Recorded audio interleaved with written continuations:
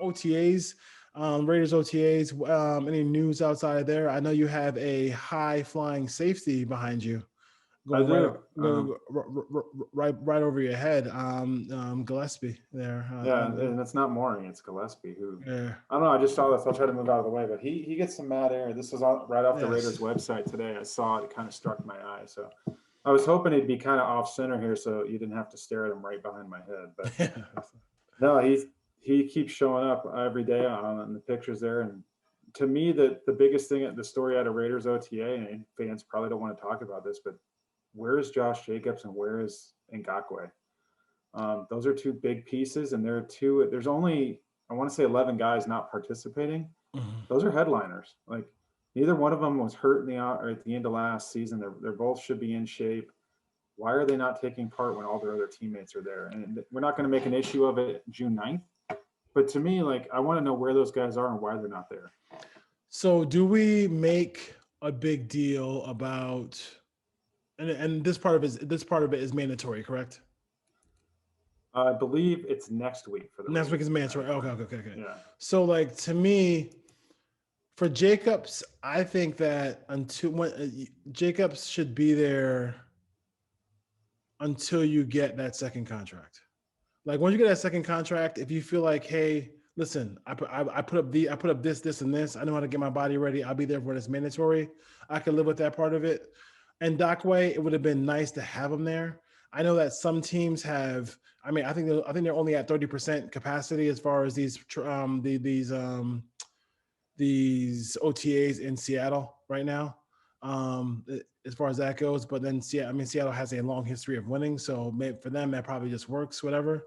It's more rookies there than anybody else. But yeah, I'm not really too worried about. It's weird that I'm not worried about Ndakwe being there, but I just feel like with Jacobs not being there, it just kind of there's something with Jacobs and the Raiders that doesn't seem 100 to me. Yeah, and to me, it's more he didn't have a great year last year, coming off a rookie year when the expectations are really high, and then he has a brand new offensive line, basically. So yeah, I would like to have him in there. I know he knows the playbook, but I'd like to have him in there and just kind of work behind these guys and get to know them, understand kind of how they're going to block. He's got a rookie at right tackle in Leatherwood. Yeah. Simpson's working right now because Good's not there. Simpson's working at right guard. He played left guard last year, and he's got a new center. So the whole right side and the center are brand new. Yeah. Ngakoue reports are he's up to 258 pounds after playing in the mid 240s last year. So is that what he wants? Is that where he wants his Leo to be? Did he want him to stay sleek or want him to bulk up a little bit? Most of the guys he's had have been between 245 and 250. Maybe they've asked him to bulk up to help him a little bit more in the run game. To me, I don't care about that. Just get to the quarterback. Me too. You want someone to stop the run, put someone else in on first down. Put Cleveland in there.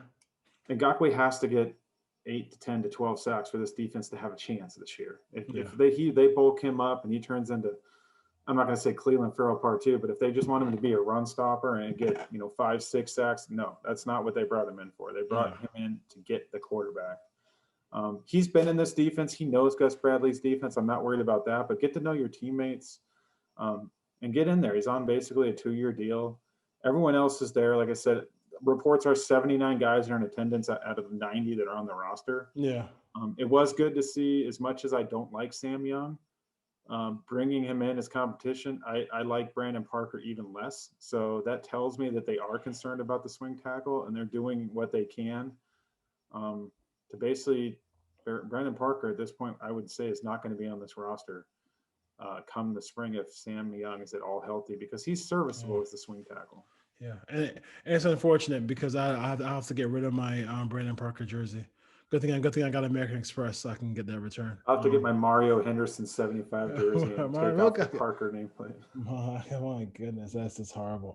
Rest in peace, Mario Henderson. Right, yeah, that's exactly. Rest in peace. So a lot of guys passed away playing football. 2 guys you're excited about on offense, 2 guys on defense. You have a couple of guys that you're excited I about. highlight these guys. Clearly, on offense, to me, it's Kenyon Drake. Obviously, Gruden has big plans for this guy. They brought him in. You see a lot of video of him through the OTAs working outside, catching balls. Mm-hmm. And just the dynamic that he can bring in the red zone is another matchup problem. The Raiders did not go out and get the big body receiver they need in the red zone. So if Brian Edwards doesn't come through, you're going to see a lot of Kenyon Drake, I would assume, and Josh Jacobs on the field together in some packages. And I'm excited to see. I mean, John Gruden's going to do what he can to get the ball in Kenyon Drake's hands. He did not give him that contract to come in and get 5 carries a game. No. So I'm excited to see. He's a very good player. He can be a 3-down guy. He's a really good pass catcher. The other guy's Brian Edwards that I'm excited about. He's the guy that has to take the next step as the X receiver and be an option outside of Darren Waller as a big physical guy. I have a lot of concerns. If Darren Waller gets hurt, this offense goes downhill quickly because without him being able to draw coverage, win one-on-one outside, dictate coverage. If he's not on the field, who on the Raiders team is dictating coverage? You want to say Henry Ruggs, but until he proves it, I don't think that he would if Darren Waller wasn't on the field. Yeah, no question about it. So to me, it's Brian Edwards. He has to win the starting X receiver spot, and he's got to give them somewhere in the 45 to 50 catches for 700 yards, but he's got to win in the red zone. He's got to score 6, 7, 8 touchdowns for this offense to maintain where they were at last year. So those two guys I think are going to be big parts of this team. I'm excited to see how they fit into this offense and what Gruden has installed for them. You're going to see a lot of what you saw last year. Darren Waller is going to dominate the targets. He's going to get 150 plus targets, but you're going to have a combination of Drake, John Brown, don't forget about him, Henry Ruggs. I don't think Ruggs is going to take that next step where he's going to get 100, 120 targets. I think you're going to see 5 or 6 guys catch between 40 and 60 balls. So you're going to see Hunter Renfrow is going to catch 50 balls. Henry Ruggs probably going to catch 45. John Brown's probably going to catch 40. Yeah. Brian Edwards is probably going to catch 40 or 45. So they're going to spread it around a lot. Based on the matchups and what they can do. Week 1 is going to be very telling because Derek Carr does not challenge number 1 wide receiver or number 1 cornerbacks. He just doesn't do it in his career. So when you line up and you're playing the Baltimore Ravens and you have Marcus Peters and Marlon Humphrey outside, you can go ahead and cross Brian Edwards and Henry Ruggs off the list. They're not getting targeted in week 1. It's just not happening.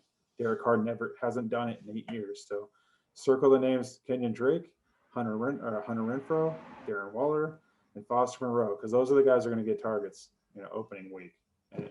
And you did, and one of the two guys that I offensively that I want to talk about were one of them was Foster Monroe, and I think that there is absolutely, positively, no reason for this young man not to have a really good year with the Raiders. I'm just going to assume, hopefully, because of the way he's played in his career, that Waller plays his 16 games and plays 17 games with the coverage that he has.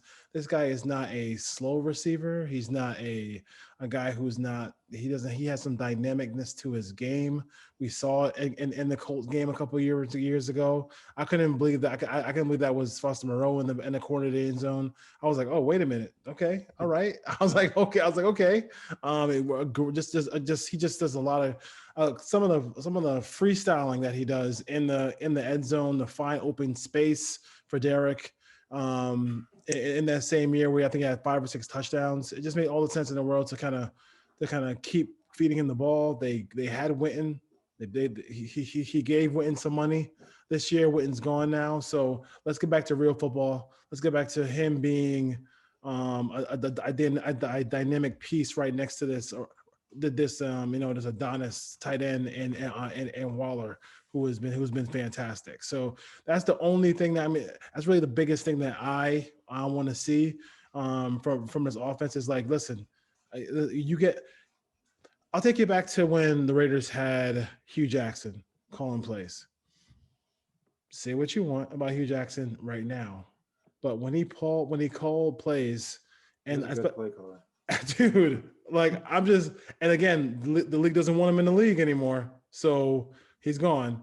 But And he quote unquote said he got screwed when he was in Cleveland. When Cleveland, they said that he said when he got there, they said they were when he got to the job, they said they weren't rebuilding, and they ended up getting all these guys and end up rebuilding. But I mean, do you remember last time the Raiders scored 50 points in a game? I mean, it was against Denver when Denver scored 4 touchdowns. They scored 59 points. They were scoring points galore with Jason Campbell at quarterback. I mean, they were just Denarius Moore. I mean, who's the track guy from Clemson? Jacoby Ford.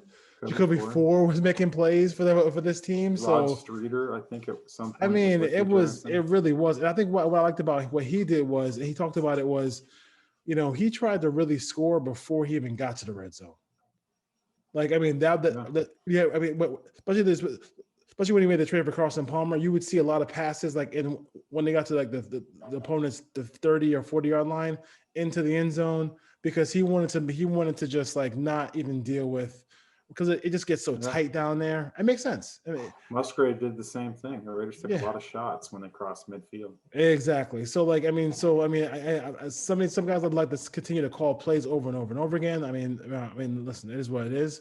I thought the Raiders did a better job, but did much better job of throwing the ball down the field last year. Had a bunch of plays over 20 yards, 30 yards, 40 yards.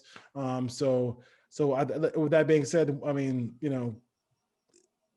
the seam pass that he caught against the Saints, the seam pass that Monroe caught against the Colts. Yeah, last year. Those I want to see more. I want to see more of those, and I want to see you come back to those plays or run something off of those plays. You see it once. Obviously, it's on their mind. Let's see what you can do. What's the counter to that play? Because once you hit a big play on something like that, there has to be something else you can add to it later on.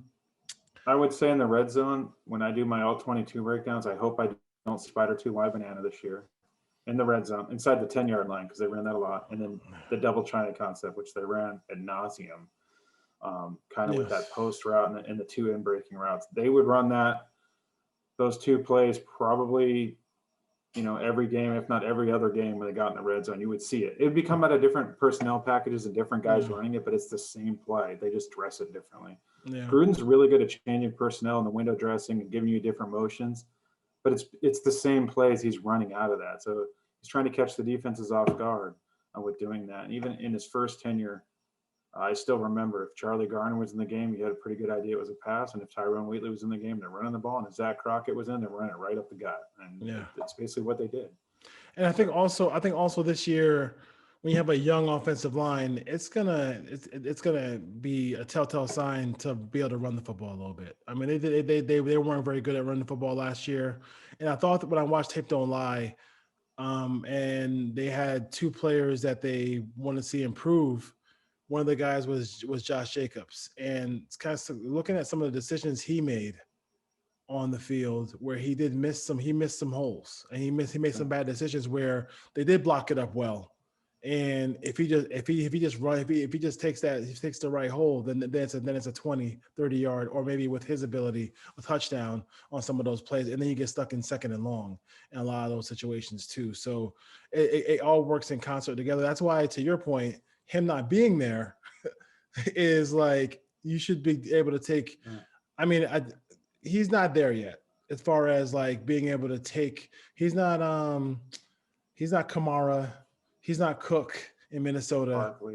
Barkley. I mean, some of those guys can take those time off. I think right now you're probably a couple seasons away from that. When you give me a couple of seasons like McCaffrey, then we could talk as far as that goes.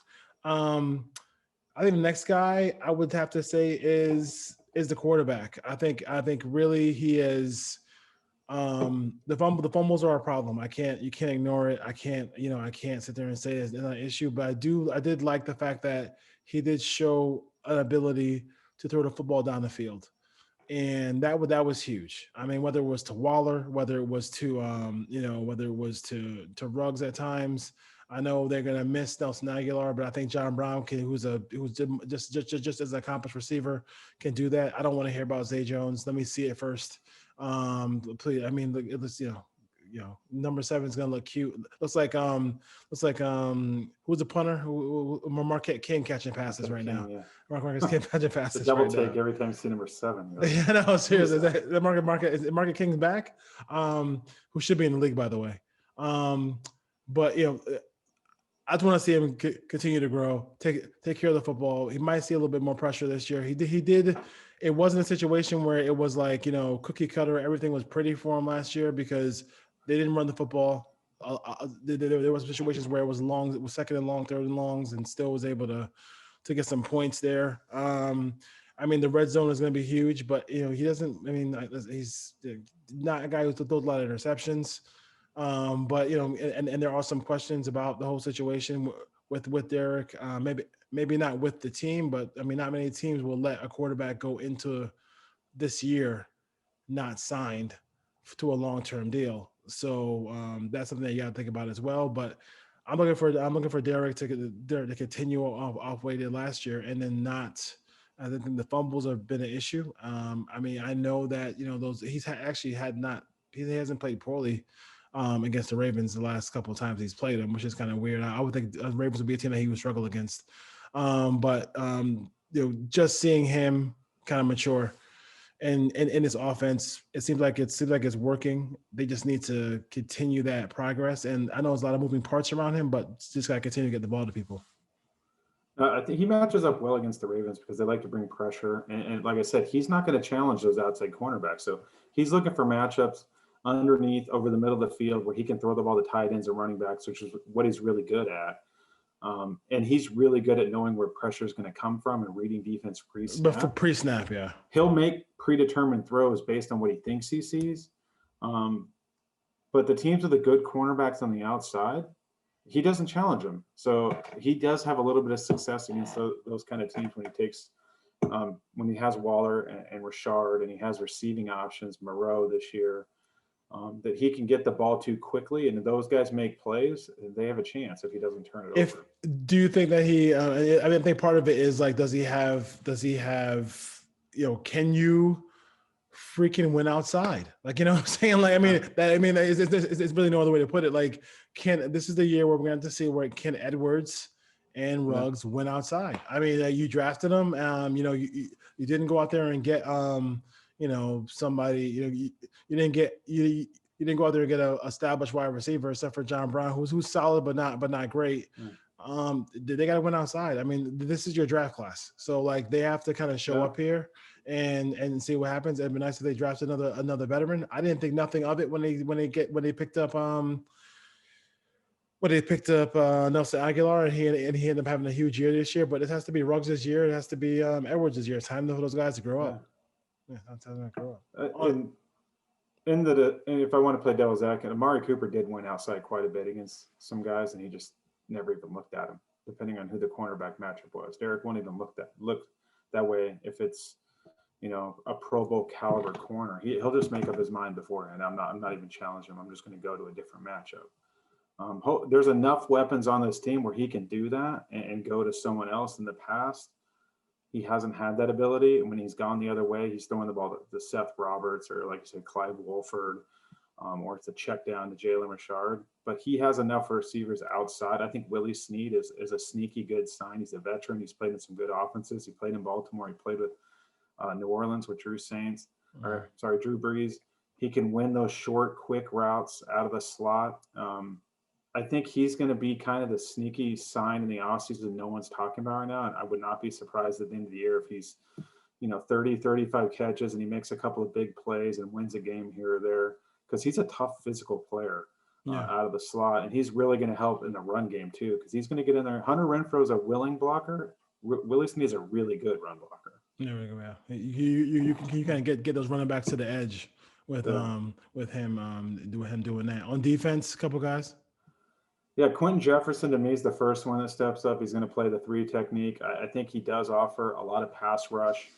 He gets a lot of pressure. I know we've heard about that from interior Raiders players in the past, whether that's Mo Hurst or even Mo Collins when he came over last year. I really like Quentin Jefferson. As long as we understand, you're probably looking at a guy that's going to get 4 or 5 sacks, and get some couple pressures a game. But he's going to give you interior push. He's serviceable against the run. He's going to surprise some people with how good he is. And then to me, it's Trayvon Mooring. He's going to walk in. He's the starting free safety in this cover 3 defense. He has to produce. If he's making mental errors and he's not where he's supposed to be, this defense isn't going to take the next step, because you have to have an elite free safety to play this style of defense. No question about it. I am not. I know that some Raider fans are. I just watched maybe because my friend is a Rams fan, but I've watched a lot of Corey Littleton, and I just feel like there's a lot there. And I know that really good with the Rams. He was really good with the Rams, and especially the interception in the Super Bowl was fantastic as well. Like, I think that I can't judge a player when the defense is rated PG. Like, I just it's hard. Like, he is just like, I don't know. I can't judge. I mean, I know from that Sunday night game that he loves Rolexes, because that Rolex was shining. That sounds like a defensive coordinator with a working man's blue collar. We had wasn't actually a blue collar defensive coordinator when you got that Rolex that's looking like something Drake would wear. But I feel like it's going to be more there. I think he can do a lot of different things for this defense, and I really feel like he's going to come in and have a solid year. And I think also, I mean, Abram, it's hard for me to say this is it. I mean, it's really only his second full season. He was out for the entire year the first time around. But I feel like him, if they want to blitz, him, if they want to just play him close to the line of scrimmage, I mean, he can make things happen. I do like the fact that when I watched, I like to watch blowouts sometimes, and I watched the Atlanta blowout. He was laying the hammer in the fourth quarter of that game. And I feel like that's something where I say to myself, you know what, this dude really is a player, because like a lot of people would be doing the Deion Sanders making a business decision in the fourth quarter of the game like that, but not Abram. He was chasing people. He was doing whatever he could do. So when you have that kind of heart and that kind of skill set and that kind of fire, now you have him with, hey, you got Miles, you got Bradley. And then you can say, hey, listen, these are the 3 things I want you to do in this defense. That is it. Don't try to just any running back comes your way, put him on his ass. And I think that's something that can really help him just make it clear and concise. And listen, you do 2 or 3 things well. We look at the money that some of those guys in Seattle end up getting. You make a lot of money playing this defense. So I think Abram and Littleton defensively are the guys who I definitely want to roll with. Do you do a double take when you see Casey Hayward in the 29 jersey and have flashbacks to Marcus Joyner? Because I do. Every time I see it, I'm like, oh God, and then I'm like, oh, it's not Marcus Joyner, it's Casey Hayward. He's too short. He's too short to remind me of David Emerson. Yeah. Boy, he had a great 4 or 5 game stretch, and then he disappeared for the rest of his career. Did Reggie boy put money in his pocket real quick? I was like, can you see 16 games, Reggie, before you? Jesus Lord, you paid that guy quick. Anything from Stoner? Anything from, besides the fact that Raider fans want a Raider jersey that says Stoner on it? Stoner on it. He's got an uphill battle to make this roster. It's gonna be hard, yeah. Tough. They gave him a lot of guaranteed money. I want to say it was like $125,000 guaranteed or something for an undrafted free agent. But I mean, you just start going down the pecking order. It's Ruggs is on this team, Edwards is on this team, Renfro's on this team, Snead's on this team, Brown's on this team. That's 5. Yeah. So Stoner's gonna have to be a really good special teams player, and he's still gonna have to beat out, Keelan Doss. I still think has a chance here. I would say Aitman doesn't at this point. He's probably on the outs, but he's fighting for that 6th wide receiver spot. It's going to come down to special teams. Yeah. Bushman. Can Bushman supplant Carrier? Or is Carrier making a team? He's got a chance. Bushman, prior to talented player. He would have been like a 3rd or 4th rounder had he not been hurt. So his health is going to be huge. He doesn't. Carrier's a Gruden favorite, a Gruden grinder, if you will, and he plays every special teams too. So when we're talking about third tight end, that's 6 wide true. receiver, That's true. do they play special teams? Yeah, that's true. Because that's important. How I do would you? expect Raiders to have a really good special teams unit this year when you're running out Gillespie, the young guys, Gillespie, Diablo. I'm surprised Robertson didn't play as much special teams. Trying to think who the gunner is. Does One of the guys they drafted was a really. Does Rashard play special teams?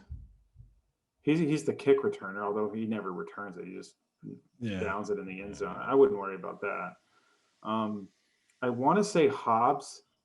I could be wrong, but I think it's Hobbs is a really good gunner on special teams. So he's going to have probably one of those jobs lined up. But if this team can get good special teams play and flip the field and make it so the defense doesn't have the other team has to go 80 yards instead of 60. Yeah, it's really going to help. So the Raiders have some young athletic defenders that might be able to help this special teams unit. And they might be sneaky good because the kicker's good, the punter's good. Yes, AJ Cole is good. But they have some aggressive, ferocious defenders who are going to be on these special teams units. Yeah, and don't forget the special teams war daddy, Tanner Muse, who, to me, I don't know if he's going to be on this roster, but I think Mayok's going to keep him around just because he's. They're going to find a way to keep him on the team. They won't. They can't trade him to the Dolphins. I don't think they're interested in that as well. Last name, I think I had one more name I had to bring up. Gillespie is more of an Abram type corner. I mean safety than he is Morig.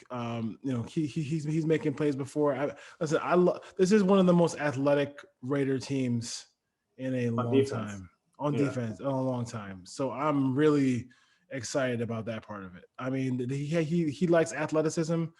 That's one of the reasons why. I mean, I was between him and Wade Phillips for the position. I knew Phillips wasn't going to get it. The league doesn't want Phillips in the league, so that's why he's not coaching.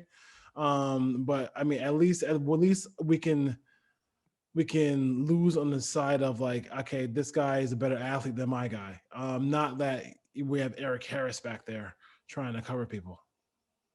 Yeah, Gillespie has a fan somewhere in the building because they traded up in the 4th round to get him. That was after taking Diablo and having Abram and having Carl Joseph and drafting Morig. So I don't think he's going to play a lot defensively unless, he fills in and Abram drops down and plays nickel backer, which wouldn't surprise me if he struggles at the strong safety position. But Gillespie is going to be a really good special teams player, and I think that he's going to figure out how to get into the starting spot probably within a year or two. You don't trade up and take a guy in the 4th round if you don't have big plans for him long term, especially at a position that you already have depth at. Last thing, Ruggs again. What would be the one thing that he has to take from last year to this year to be successful? I'm talking about, I would say, 47 catches, big yards per catch, and then like maybe 800, 900 yards for him to really feel like, I mean, what's the biggest thing? Is it a hand fighting? Is it him just winning on the line of scrimmage? Is it route recognition?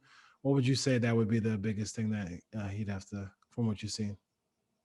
Well, to me, I think it's one, Gruden's offense. I think it's going to have to be understanding what he's looking at pre-snap, because to get the targets in Gruden's offense, he has to understand and see the same thing Derek Carr's seeing, because there's a lot of option routes. Yeah. What you saw a lot from Ruggs last year was running, 9 routes, go routes, deep overs. They didn't really involve him in the short passing game because a lot of that's dictated on the coverages, and maybe he just didn't understand what he was looking at the NFL level.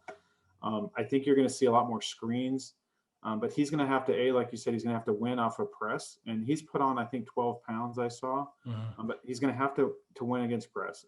He doesn't get pressed a lot, though, because if you do miss, he's gone.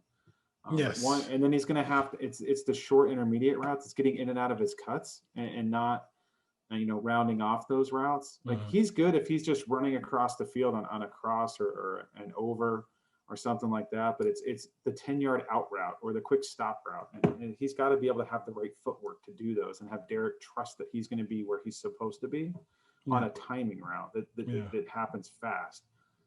So those are the two things to me, is he has to understand the coverages he's looking at, And then he's going to have to win those, 5-10 yard routes that happen quickly. And I think one thing too is for a guy who doesn't handle the football a lot, he fumbled a lot. Yeah, he fumbled. He got laid out in that late in the season. I don't remember what game that was. He got rocked in one game, and I think another game I think Denver game he fumbled. The ball fumbled security. On the road on the Jet game. The Jet game. The Jet game. Like I really can't. I can't remember I can't remember any Nelson Aguilar fumbles. Like on top of my head. So like you got to be able to you have to be able to like hold on to the football as well. All right. One thing I will give Gruden credit for is he does have veterans in place if those guys struggle. Yes, he did bring in Willie Snead. He did bring in John Brown. Those aren't big. Raider fans aren't happy that and it's not Julio Jones. Those aren't big, dominant, number one receivers, AJ Green types. But if any of those wide receivers struggle, those guys can step in and be productive. Now, they're not going to be game changers, but they're going to do the job that they need to do. They're going to run the right routes. They're going to be where they're supposed to be. They're very reliable. John Brown can win over the top. He does have 4.3 speed. Yes, he does. He was very good in Buffalo with Josh Allen, but they drafted Gabriel, I want to say Davis out of UCF in the 5th round last year, who had a good rookie year. He's a more physical player that has speed. So they just wanted to get him in the offense opposite Stephon Diggs. But I wouldn't sleep on those two guys. They're going to be involved in the offense. Yeah. There's going to be games where Ruggs is still going to get 2 or 3 targets, but hopefully there's games where he's getting 6, 7, 8 targets. But Gruden's definitely going to spread the ball around. And I would say when I look at his Alabama tape too, like he's not just a 9-round. He's a guy who he wasn't that at Alabama though. He wasn't that, right? So people would give him space. He would take a slant and you make one, and then they give him room, and then he could go off of that. So, and he's also a guy who can win some jump balls. You saw a couple of plays where Derek had to scramble out of the pocket, threw balls up in the air, and he was able to make some jump ball plays as well. Because the guy can, I'm not sure exactly how tall he is, but he's on the shorter end, but he can dunk a basketball easily. Easily. Like he's not. And I'm not talking about like just like Reggie Miller stretch dunk. I'm talking about the windmill kind of craziness. So he could definitely jump out of the building. He needs to get those, bubble screens or the quick plays that they would throw to Renfro. And Renfro's really good in tight quarters. Yes, he is. But some of those plays still need to go to Ruggs. Yeah, you got to do it. Just see what happens. All right. Wish me luck. I'm going on the plane. I will. Good luck traveling. I'm not great on it. Once it lands, I'll be good though. Watch a movie. I'm gonna download a bunch of them right now. All right. Take care, folks. Take care. Folks See you listening next week. and watching. We appreciate you. Later.